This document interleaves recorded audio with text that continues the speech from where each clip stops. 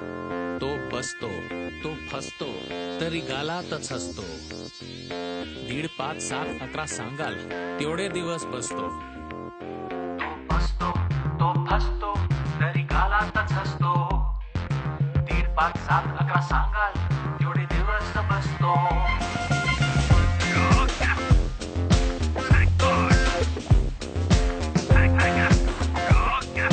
Thank God बाप्पा आपल्यासारखा नसतो. आपल्यासारखा असता तर काय म्हणाला असता. नैवेद्य दाखवल्यावर आजकाल 21 मोदकाने काय होते साहेब असं म्हणाला असता. नवस पूर्ण न झालेल्या भक्ताला तुम्ही नवसाच्या लाईन मध्ये नव्हता ना मॅडम असं म्हणाला असता. अंधेरीवरून आलेल्या भक्ताला लालबागचा बाप्पा हे अंधेरीचा मॅटर आहे, अंधेरीच्या बाप्पाला कॉन्टॅक्ट करा असं म्हणाला असता. नाही, त्याचा आशीर्वाद सगळ्यांवर सारखाच परसतो. थँक गॉड बाप्पा आपल्यासारखा नसतो.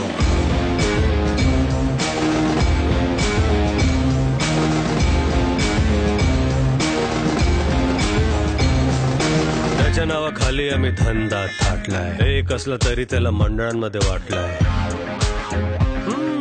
गणपतीच्या सणाला परवा एक जण म्हणाला, या वर्षी देवा तेवढा एक काम करून दे, त्या फेमस गणपतीचा तेवढा दर्शन करून दे. भक्ताच्या या डिमांडला तो गालातच हसतो. थँक गॉड बाप्पा आपल्यासारखा नसतो.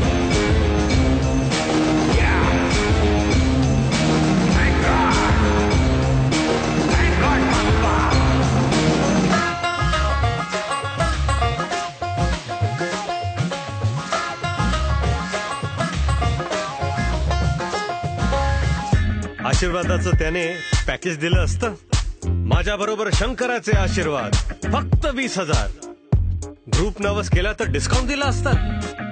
विसर्जनाच्या 2 दिवस आधी असं ओरडलं असतं.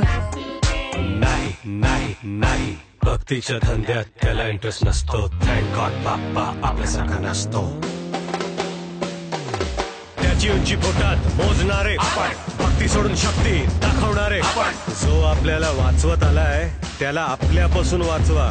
नाक्या नाक्यावर बसवता तसा एक क्षण हृदयात बसवा. एक क्षण कशाला हो, 1.5, 5, 11 सांगा तेवढे दिवस बसतो. थँक गॉड बाप्पा आपल्यासारखा नसतो. विसर्जनाच्या दुसऱ्या दिवशी काय नजारा असतो. 1.5 कोटी डोकीच्या पायावर टेकली तो पाय कुठेतरी असतो. तेवढेच आशीर्वाद देणारा हात कुठेतरी असतो. एवढ्या लोकांना एकत्र आणणारा बाप्पा स्वतः मात्र चौपाटीवर विखुरलेला असतो. तरीही तो हसतो, तो फसतो. पुढच्या वर्षी आनंदाने आपल्या घरी बसतो. त्याचा आशीर्वाद पुन्हा आपल्यावर बरसतो. थँक गॉड बाप्पा, थँक गॉड बाप्पा, थँक गॉड बाप्पा आपल्यासारखा नसतो. तो फसतो तरी कालातच असतो. तुमच्या आनंदातच त्याला इंटरेस्ट असतो. 1.5, 5, 11 सांगाल तेवढे दिवस बसतो.